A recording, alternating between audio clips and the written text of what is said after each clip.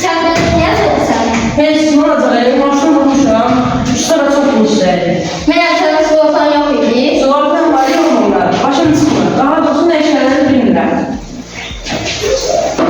Bəzi insanlar sığortanı sadəcə kağız olaraq hesab edir. Amma sığorta çətin günümüzdə bizə maddi qalxım ola bilər.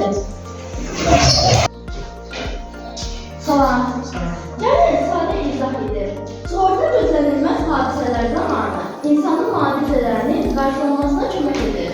Sağlamlıq və yanğın zamanı, bəli, insan əvvəlcədən müəyyən məbləğ ödəyir.